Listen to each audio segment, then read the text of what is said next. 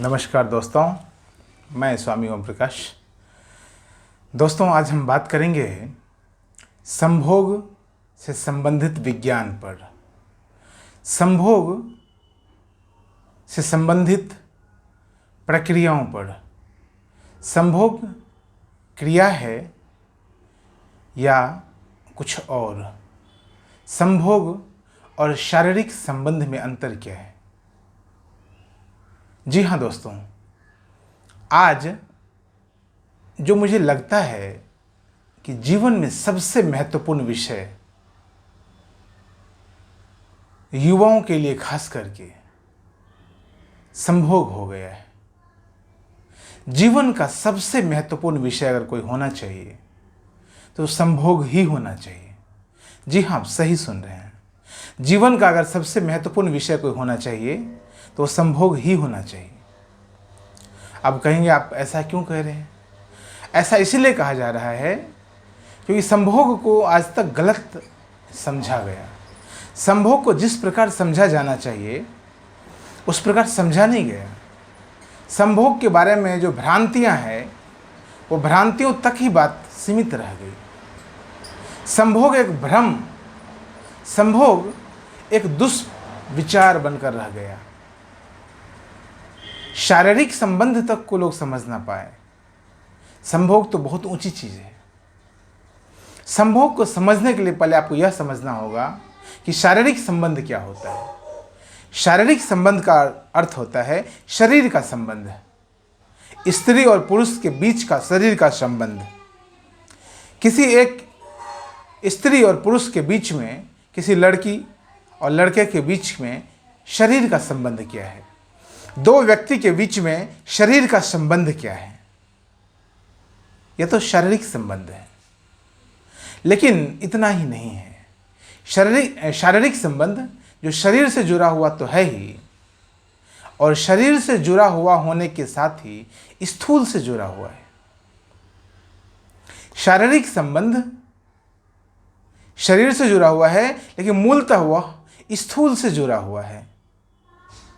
लेकिन शारीरिक संबंध से इतर संभोग सिर्फ स्थूल से जुड़ा हुआ नहीं है, सिर्फ फिजिकल वर्क नहीं है। वो संभोग यानी समभोग, बराबर का भोग करना। जी हाँ, समझिएगा इस बात को। आज इस बात को पूरी मानवता को समझने की ज्यादा आवश्यकता है, अन्यथा पूरी मानवता इसी प्रकार से विकृत रहती चली जाएगी।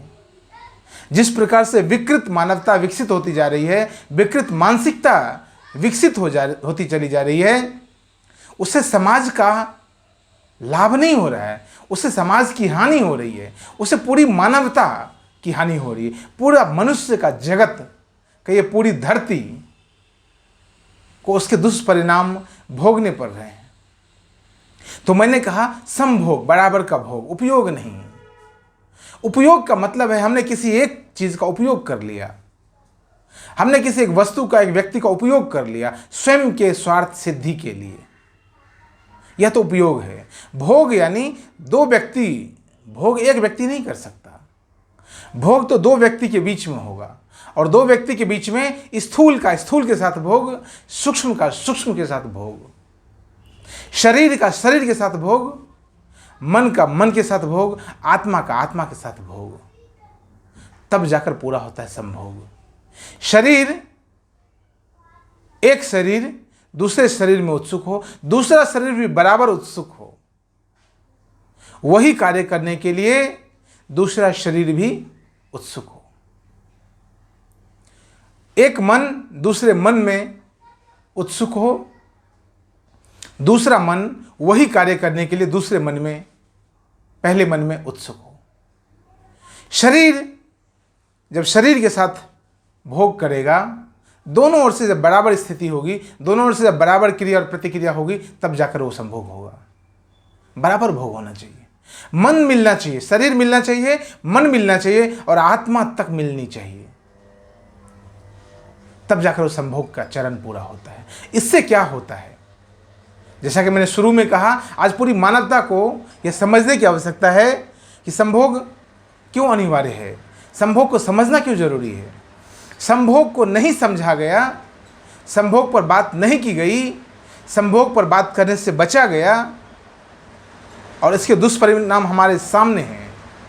और वह यह हुआ कि एक व्यक्ति किसी व्यक्ति का उपयोग कर रहा है, या तो स्त्री पुरुष का उपयोग कर रही है या पुरुष स्त्री का उपयोग कर रहा है। और उपयोग में कोई महानता नहीं है, भोग में महानता है। जब दोनों बराबर भोग करें तो दोनों तृप्त हो सकते हैं।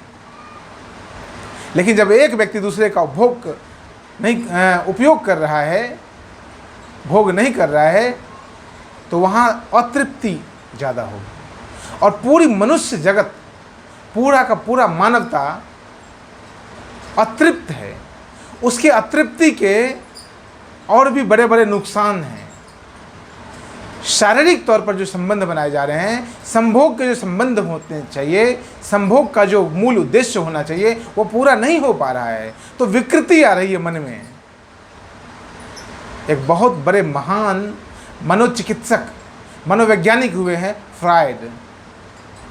जो मित्र मनोविज्ञान में रस लेते होंगे, जिन्होंने पढ़ा होगा, जिन्होंने थोड़ा बहुत अध्ययन किया होगा, उनको पता होगा फ्रायड के बारे में। फ्रायड ने बहुत गहरी बात कही है मनुष्य के ऊपर, मनुष्य जाति के ऊपर, और सेक्स से संबंधित जो मनोग्रंथियाँ, जो मनोविकार हमारे मन में बैठे रहते हैं, उस पर। मैं भी उसकी गहराई में नहीं जाना चाहता। मैं आपको यह कहना चाहता हूँ कि संभोग नहीं हुआ, बराबर भोग नहीं हुआ, तो एक व्यक्ति या तो लाभ में रहा और दूसरा व्यक्ति घाटे में चला गया। दूसरा जो अतृप्त रहा वो उसके लिए घाटे का सौदा हुआ, और वह जो अतृप्ति हुई वह मनोविकार उसने पैदा किया। उससे शरीर में अनेक प्रकार की गांठें पैदा हुई, अनेक प्रकार के रोग पैदा हुए, अनेक प्रकार की रुग्णता, बीमारियां पैदा हुई। और यह कभी स्त्री को तो कभी पुरुष को, कभी पुरुष को तो कभी स्त्री को पैदा होता चला गया। और इस प्रकार पूरी मानव जाति, मैक्सिमम लोग, अधिक से अधिक लोग मनोविकार से ग्रस्त हो गए। इसलिए संभोग को समझना आवश्यक है। दूसरी बात मैंने कहा शारीरिक संबंध। शारीरिक संबंध तो पशु भी बनाते हैं, शारीरिक संबंध तो पेड़ पौधे भी, वनस्पतियां भी बनाती हैं। यही मूल अंतर है मनुष्य और पशु में, यही मूल अंतर है। पशु सिर्फ शारीरिक संबंध बनाता है, पशु मन का संबंध नहीं बना सकता, पशु आत्मा की गहराई तक पहुंच नहीं सकता।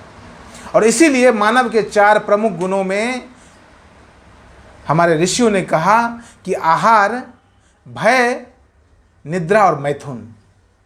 जी हाँ, आहार, भय, निद्रा और मैथुन, यह 4 मानव के प्राकृतिक गुण, प्रकृति प्रदत्त गुण हैं। कहिए कि चारों पशुवत गुण हैं, बिल्कुल जानवरों वाले गुण हैं। यह प्रकृति हमें देती है, ऑटोमेटिकली हमारे बॉडी में इनबिल्ट है। यह प्रकृति यह देकर हमें भेजती है। 5वां गुण हमें पैदा करना, वो है विवेक। जब हम विवेक पैदा करने में सफल हो जाते हैं, समर्थ हो जाते हैं, तब जाकर हम संभोग को समझ पाते हैं। नहीं तो हम पूरा जीवन शारीरिक संबंध ही बनाते चले जाते हैं, बिल्कुल पशु की तरह शारीरिक संबंध बनाते हैं। लेकिन पशु के पास चूंकि मन नहीं है, तो पशु मनोविकार से ग्रस्त नहीं होता है। और इंसान के पास, मनुष्य के पास मन है, तो वह अतृप्त होकर वह मनोविकार से ग्रस्त होता चला जाता है। यह मूल अंतर है। मनोवैज्ञानिकों ने इस पर बहुत गहन गहन प्रयोग किए हैं, उसी गहराई में नहीं लेके जाना चाहता हूं। मैं आपको यह बताना चाहता हूं, संभोग को समझने की, संभोग पर बात करने की सबसे ज्यादा आवश्यकता आज है। मैंने कहा आहार आप किसी प्रकार से जो ले रहे हैं उस पर बात हो रही है। आज आहार पर बहुत अच्छी तरह से बात हो रही है।